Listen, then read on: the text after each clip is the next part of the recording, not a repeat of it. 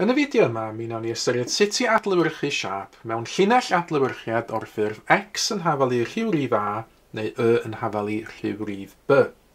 A mi wnawn ni wneud hynny drwy ystyried yr enghraifft yma ar y sgrin yn awr, sy'n gofyn i ni luniadu adlewyrchiad y triongl yma yn y llinell adlewyrchiad y yn hafel i 2. Nawr, y cam gyntaf i wneud y cwestiwn yma ydy i lunio'r llinell adlewyrchiad y yn hafel i 2. Nawr, os ydych chi'n cofio sut i wneud hyn, mae croeso i chi wylio'r fideo yma yn gyntaf, sy'n egluro chi sut i lunio llinellau ar bapur graff o'r ffurf x yn hafel i a neu y yn hafel i b. Yn yr achos yma, y yn hafel i 2, mae hon yn fod yn linell lorweddol trwy y pwynt lle mae y yn 2. Felly, lle mae y, yr uchelin y, yn 2. Felly, rhoi pwynt y fan hyn yn ble mae y yn 2, ac efo premesur wedyn, llunio'r llinell adlewyrchiad, llinell lorweddol, a mae'n arferiad efo llinell adlewyrchiad, gwneud hwn efo llinell doredig yn Saesneg dotted line. Felly hon ydy'r linell adlewyrchiad y yn hafel i 2. Yn tasg ni nawr ydy adlewyrchu y triongl yma yn y llinell yma. Felly beth sy'n mynd i ddigwydd ydy mae'r triongl yn y gwylod yn mynd i fynd dros y llinell adlewyrchiad i'r top. Felly dwi am gael rhyw fath o driongl yn y top yn hyn.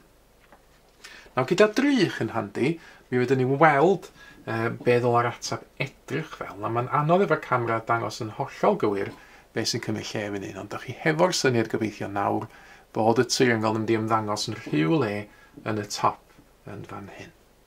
Ond wrth gwrs, mewn arholiad, os na gennych chi ddim drych, felly be sy'n rhaid i chi wneud? Nawr, be fydda i'n wneud ydy edrych ar corneli neu fertigau y siâp ydych chi wedi cael, triongl yn yr achos yma, a gweld pa mor bell i ffwrdd ydy'r corneli o'r llinell adlewyrchiad. Ar gyfer y gornel yma, os ydyn ni'n gweithio'n ffordd i fyny, dyn ni 1, 2, 3, 4, 5 uned i ffwrdd o'r llinell adlewyrchiad. Felly, yn gweithio o'r llinell adlewyrchiad, os dwi'n gwybod mynd 5 uned i lawr at y siâp greiddiol, well i fi fynd 5 uned i fyny at y siâp newydd. Felly cyfri o fan hyn, 1, 2, 3, 4, 5 uned ar ei dots fach yma. Ailadrodd hyn wedyn efo'r corneli eraill. Enghraifft y gornel yma, mae hon 1, 2, 3, 4, 5, 6, 7 uned i ffwrdd o'r linell adlewyrchiad.